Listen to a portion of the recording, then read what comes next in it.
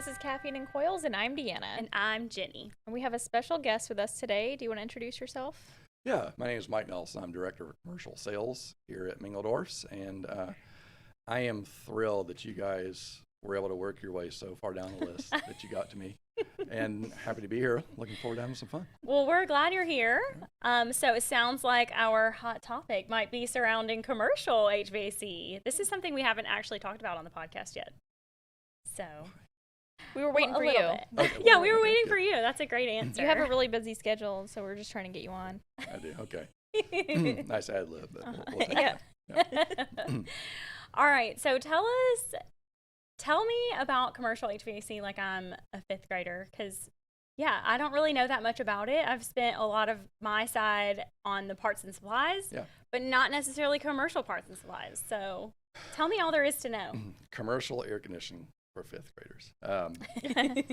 As I've had to try to explain this to a fifth grader before, it would also involve saying stuff like, put that down, come back here, things like that. We're not going to go there, but yeah, so commercial HVAC really, when I talk to people here at Mingledorf's about it during new employee orientation, things like that, I simply say that, residential air conditioning is somebody's house where they live.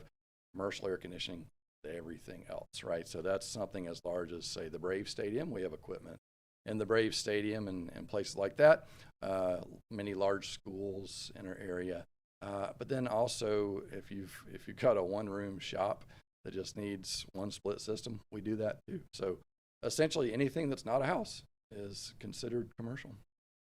What are the differences between the systems and like the installation of that system and the maintenance? Like, what does that look like when you're dealing with such large equipment? Yeah, so it's funny. The systems themselves aren't terribly different because whether you're working in a house or whether you're working in the Brave Stadium, the principles, they're all the same. Everything's going to have a compressor, a condenser, an evaporator, and a metering device. And then it's going to have some way to control those things and tell them when to turn on and turn off. So the systems aren't terribly different, but what I would say is the biggest difference between the two is what we like to refer to as the application, or really, how are you using it, right? What is the space or what does the facility need as far as air conditioning goes? And that gets pretty interesting because residential world, there's plenty of challenges, don't get me wrong, that you guys spend a lot of time talking about. But I would say, in general, the application in a residential job, houses are pretty much the same. They just differ in size and things like that. But every house you go to is probably going to have places people sleep, places people eat, places people hang out, things like that. And the rules of the road for keeping those places comfortable are pretty consistent, just differs by the size of the house and things like that. So your applications in a residential project, pretty standard. In the commercial world, it's very different, right? If you use a building for a school, that's one way to condition it. If you use it for a hospital, that's a whole different way to condition it. If you use it for a bowling alley, that's a whole different way to, right? So depending on how you're using it, that is your application.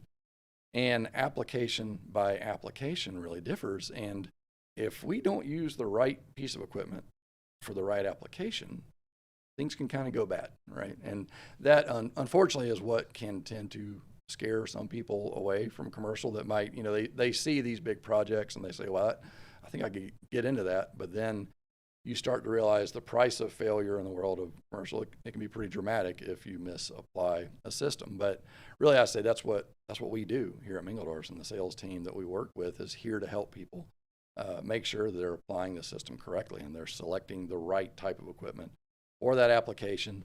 And whether it's a church or a bowling alley, swimming pool, you name it, we apply it the right way, and we do that. It's going to work just fine. At that point, the principles are just the same. You run ductwork, you run pipe, you run wire, right? You turn the thing on, you turn the thing off. It gets pretty simple after you get the application right.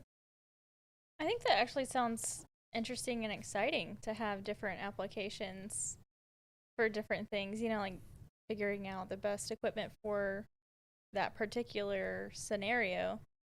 Yeah, but people find that scary to pick the right thing, or what's the thing behind that? Yeah, it's people rely pretty heavily on vendors like Mingledorff's to help them select that equipment.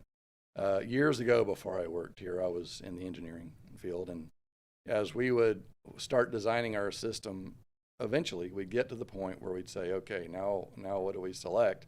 Who would I call? I'd call my vendor. And I'd say, here's what we're doing. What do you go with? Right? So if I was a contractor who basically did majority residential and wanted to break into the commercial space, like what would be step one? Well, step one is make sure you have your licensing and your training on things like that. And really, but I would say even step zero, talk to your Mingledorff salesperson. Tell them you're ready to get into it, because very likely your salespeople know what you need to do to get ready. They know the classes you might need to take or the people you might need to talk to, or they might say, hey, you are crushing in residential. You might want to stay in that lane and let the commercial folks do the commercial thing. And just start asking around to people that might know and have some good insight on that. That's good advice. Yeah.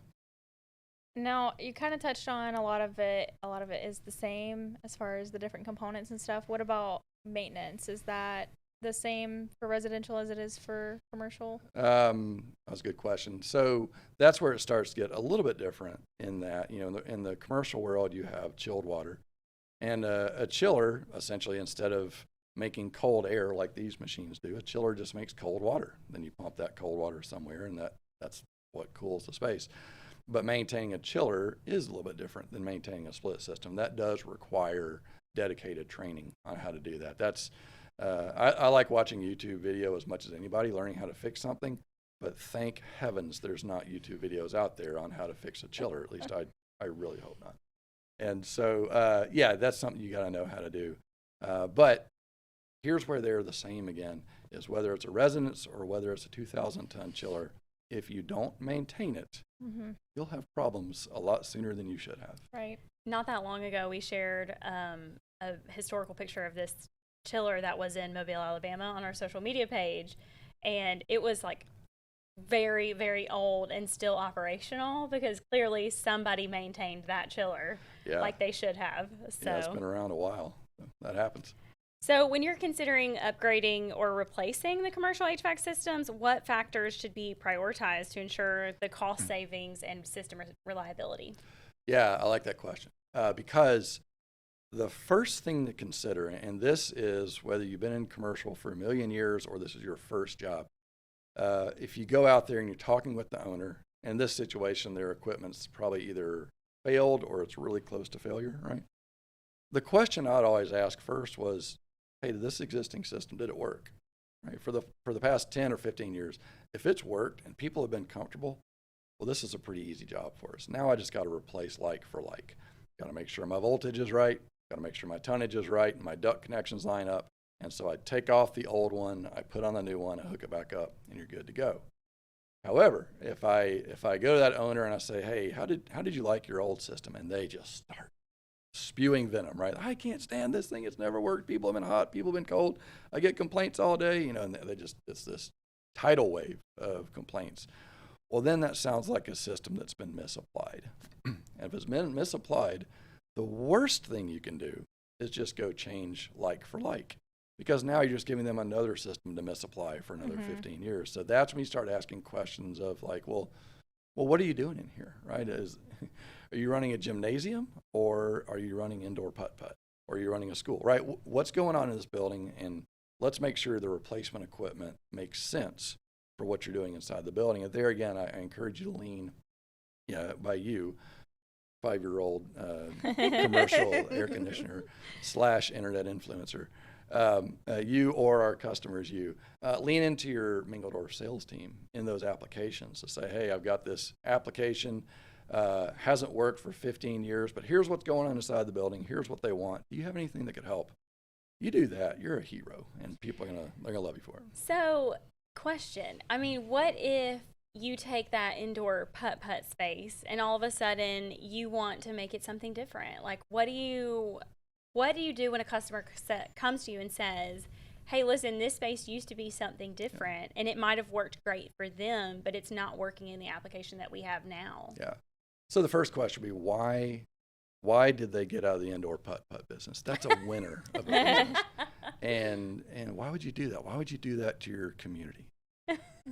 Anyway, so they come back and they say, hey, this thing is radically changed, right? That's your question. But if it's radically changed, what do you do?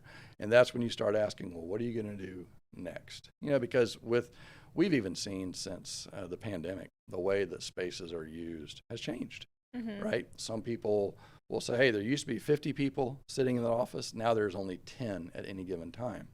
Maybe you may not need as much cooling. Maybe you need dehumidification. But there's all kinds of things you can do going forward to help, make sure you're doing the right thing for the space.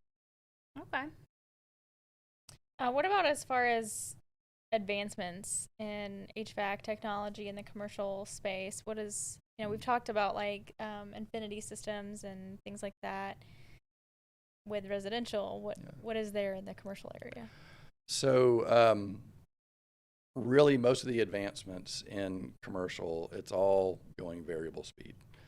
So any motor in the unit, whether it's a fan, a compressor, anything like that, it's moving towards variable speed because if you think back, every few years, the government has passed regulations that either say you have to use a different refrigerant in this machine or you have to make it more efficient. And so the way you used to make it more efficient, the cheapest way to do it was more and more coils. Of course, you knew that being caffeine and coils, right? Yeah. But and so these units, they got bigger and bigger and bigger. And I remember one year when we went to 13 SEER equipment, I sold a 5-ton unit. And the customer called me with some extremely colorful language telling me that, hey, this thing's the size of a refrigerator. I'm like, no, it's not. And I looked at it, I'm like, holy cow, that thing's big, because they just kept doing more and more coils. You reach the point at which it doesn't make sense to get bigger. So now you look at everything in the unit that draws power, the fan, the compressor, all that good stuff, and they're picking up efficiency using variable speed motors, which to your question about what should you do if you want to get into commercial, start to understand how to service variable speed equipment, how to diagnose it, troubleshoot it, all that good stuff. You touched on something that kind of piqued my interest because we've spent a lot of time on the this. mini golf, the indoor mini. I've been thinking about this. Sorry. We've spent a lot of time on this podcast talking about A2L and the new refrigerants that are coming out. So what is happening in the commercial space as far as new refrigerant? Same thing. So the same requirements apply to us. And so, we're moving from the days of non-flammable refrigerants now into what's called mildly flammable. And I don't know if you guys have talked much about that, but there's some very obvious jokes to be made about stuff that's mildly flammable. But there's some really interesting videos on YouTube where there's this guy that has a non-flammable, a mildly flammable, and a full-on flammable refrigerant, sparks them all up, and you start to see what that really means. And so I'd encourage you, after you're finished watching all of the Caffeine and Coils podcasts that you possibly can, then look up non-flammable refrigerant demonstration. And so what that does is the A2L refrigerants going into commercial machines, that generates a bunch of safety considerations, just like it does residentially, right? So there's sensors being put in the machines, purge systems, all this stuff being put in the machines. And then the questions that are only slowly being answered is this going to change building codes? Right now we don't really know. At least we're sitting just outside of Atlanta, Georgia on this. The local codes here have not changed, at least dramatically in response to that. But there's been talk that it could change very dramatically as to how you build your buildings when you have this semi-flammable refrigerant in it. That part is we feel like we're building the plane as we fly it right now, and it'll be interesting to see how that comes up. And at this point, I've been in this business for over 20, 25 years. Change is just part of what we do. I used to freak out over it. Now I just kind of go, okay, it's the next thing we got to deal with. We're all playing by the same rules. So with these new rules, let's go win the game. That's good advice. Good advice. So how can businesses improve the energy efficiency of their commercial HVAC system without compromising on performance? So it's interesting. You don't take much of a performance hit in the commercial world. If you increase your efficiency, really the price is being paid literally when you pay the price. The cost of the equipment goes up. But no, as you go to more efficient options, the performance doesn't really drop off because there again, it's all about the application for that job. Gotcha. What about as far as indoor air quality? Is there any special considerations with commercial for indoor air quality? There is. That's another interesting area because and a lot of people don't know this, but it was a global pandemic in 2020. Yeah. And so that was that took up a little bit of our headspace then. And so what I found in 2020 as somebody that's responsible for sales, the big shutdown happens, I start freaking out. I'm like, oh my gosh, that we're gonna grind to a halt. Well, no, actually, what turns out is we got really, really busy selling indoor air quality and providing guidance on indoor air quality. It was an interesting time because it was kind of the wild, wild west. And it's funny to talk about 3 years ago, like I'm some salty old veteran. Right, yeah. But it feels like 10 years that ago. 3 years ago was 10 years ago, right? And so when I say it was the wild, wild west, there was a lot, there were a lot of people out there making claims as to what we did or did not need to do to the air, and making claims as to how safe can we make you and things like that. And thankfully, over time, the dust has settled a little bit. And so when you're looking at indoor air quality in a commercial building, we recommend a layered approach. We don't have one widget that you just install and it solves all of your IAQ problems. So we recommend, and a lot of this stuff's been around a long time, so we kind of we came back to it, through the pandemic, and we said, yeah, you need to pay attention to filtration. You need to pay attention to have enough outside air in your house. You need to pay attention to humidity levels, which is weird in Georgia to say that because we're going, now we're good on humidity. But in the winter, you actually need it.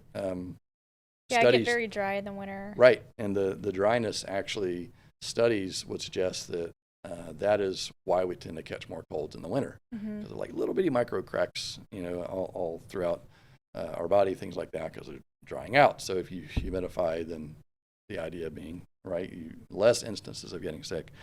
Got to be real careful what I promise here on the off chance that our lawyer ever watches this. Yes. Right? But no, it's... we know that very well. That's Speaking right. from someone who we had to doctor some stuff up in some other episodes. So well, I got to be careful what I say about indoor mini golf as well. But so back to the IAQ stuff is to say the layered approach with filtration, ventilation, humidity, and then active air cleaning. And active air cleaning is whatever kind of widget or product we sell that actively cleans the air, whether that's bipolar ionization, ultraviolet light, photocatalytic oxidation, and I feel like I could probably throw in some fake ones, and we'd all be like, oh, yeah, I've heard of that too, because there were so many during the pandemic, right? And so when you get into the weeds of that, each of those has something they do well, and each of those has things they don't do as well as the others. There again, that's why we're here to help, to say, hey, if you're running a doctor's office with an operating room, you want that air to be pristine. Well, there's prescriptive ways to do that. Versus if you're just trying to keep your indoor mini golf facility clean-ish, right? As clean as any other mall amusement facility would be. Clean and odor-free. Clean and odor-free. Well, that's right. And so there's widgets that help do that. So it depends on what you want to do. We can help with a layered strategy, but as we all know, like if any one of us had COVID and just started coughing right now, I can't sell you enough IAQ devices to prevent that, right? So instead we talk about giving yourself the best chance. And that's goes back to understanding, what do you want? What do you want out of your space? What do you want it to look like? And then we're going to try to help give you the best chance for clean air. I like it. So what are the biggest challenges facing the commercial HVAC industry today, and how are manufacturers addressing these challenges? So it really, you touched on a little bit with the A2L refrigerants, and the kind of the meta challenge there is, regulation of the industry. It's here to stay. It's not going anywhere. And I'm not here to say whether or not regulation is good or bad. There's plenty of podcasts out there talking about whether regulation is good or bad. For what I do, for what we do, regulation those are the rules of the game. And if you want to play the game, we got to play by those rules, right? And for a manufacturer like Carrier, they've been given the new rules that, on January 1st of 2025, thou shalt not sell equipment with R410A in it, right? So they have to design around that. And the challenge is, I was talking with one of the guys at Carrier whose job it was to redesign this equipment. And this was a conversation that was probably 5 or 6 years ago. And I just said, well, what do you do? Like, where do you start? You got a blank sheet of paper. And he said, my gosh, it's so hard. He said, because on one hand, I can go out and I can choose the refrigerant I'm going to use based on all the stuff they tell me I can and can't do with my refrigerant. And then after that, I can pick the compressor that's going to compress it enough, and the coils that are going to do what they do, and the fan that does what it does.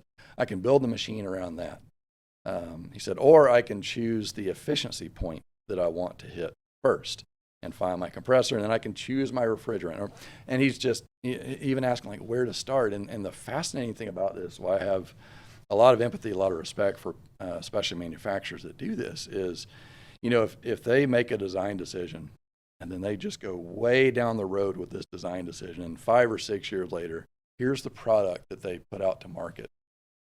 And then they find out they're the only ones that did it that way. Yeah. And it's either, now it can be really, really scary because they go, oh no, did everybody else know something that we didn't know? Or maybe you found out, oh, wow, we just innovated the industry. Right, we yeah. didn't realize we did it, could but be wow, good. we've come up with something good. So you don't know either way going in. And they've got to ask all those questions at every fork in the road design-wise. So I have a lot of respect for what they do.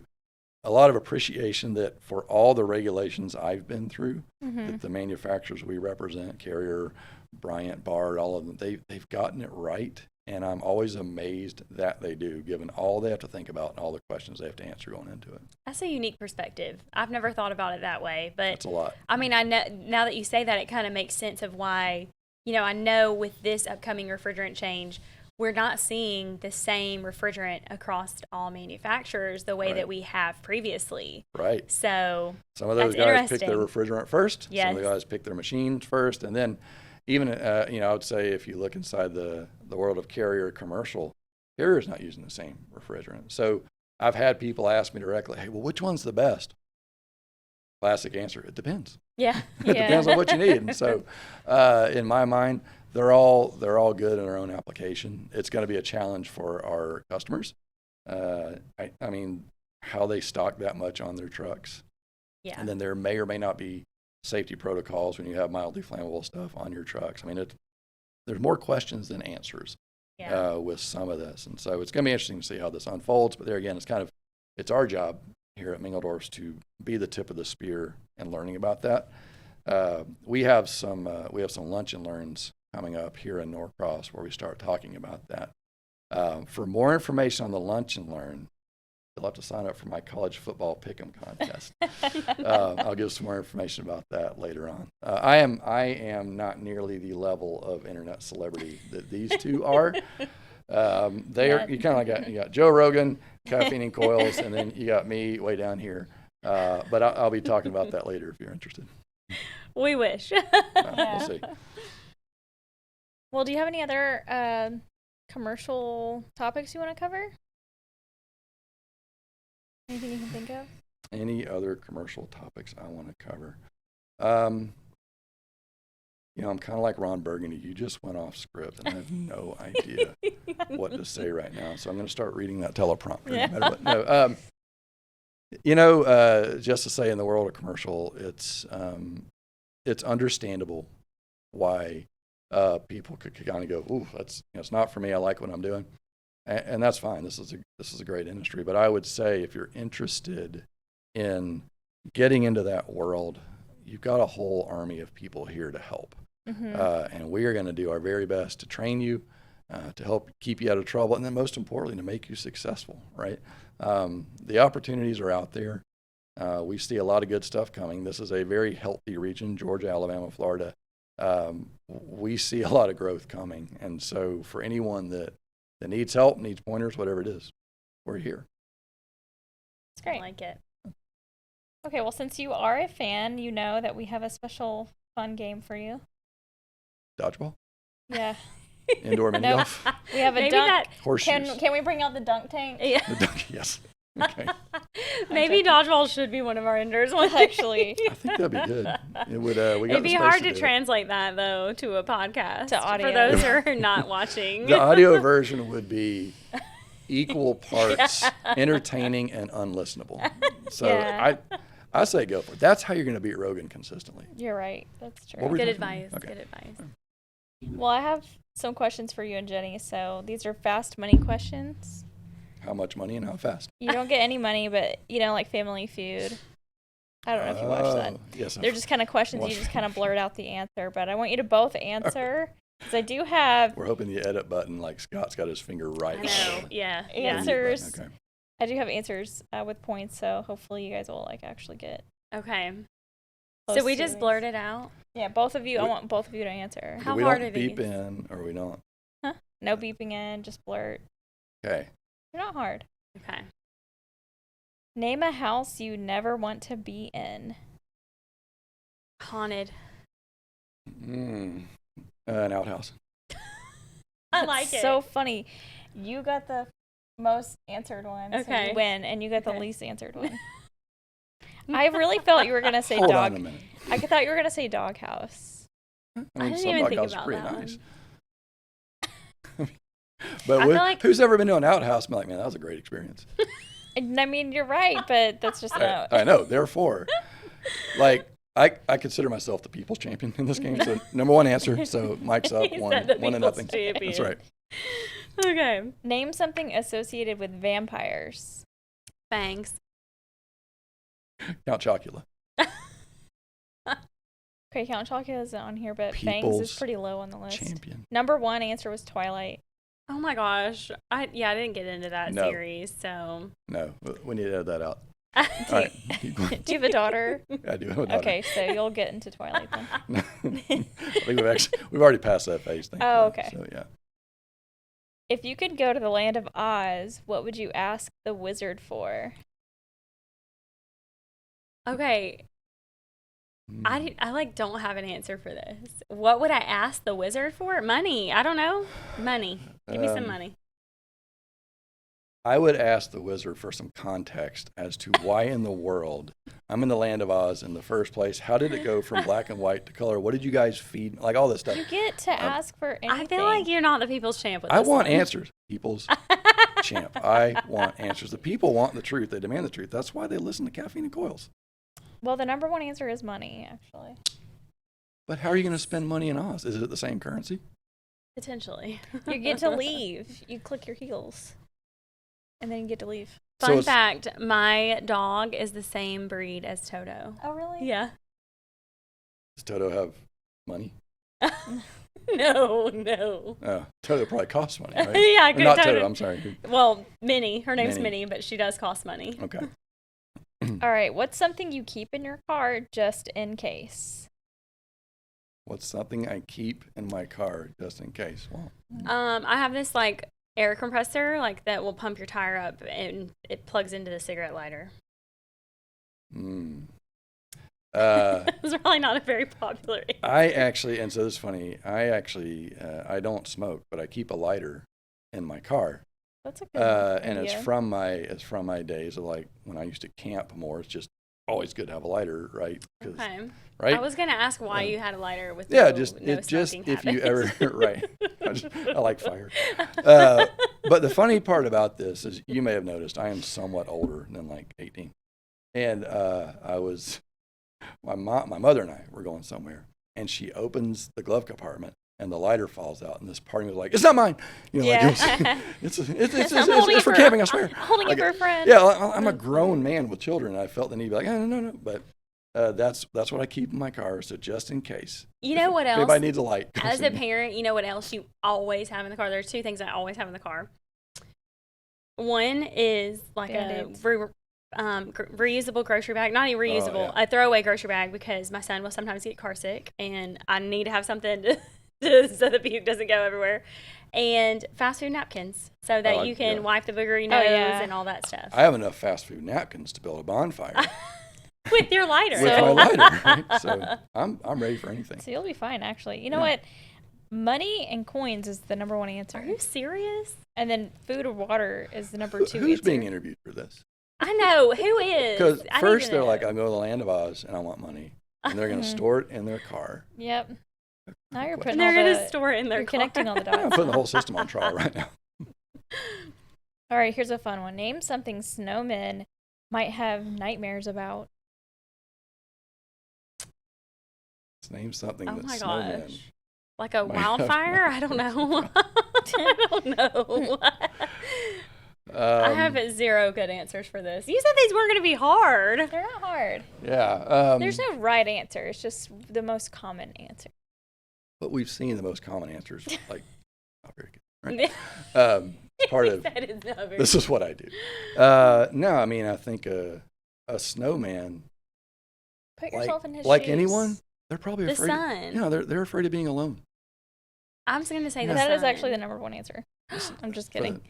I was about to be shocked. It's the sun, though. So Okay. And then number two is fire/flamethrowers. Okay, so you know what? Who's the real people's champ here? Because I keep getting the right answer. I'm sorry, that's a snowman that's afraid to tell you what he really thinks. You're right. But like when you really sit them down and talk about like, hey, tell me about your life, they're like, I'm afraid of being alone. You've been in the snowman's journal. I've done this thing. I know stuff.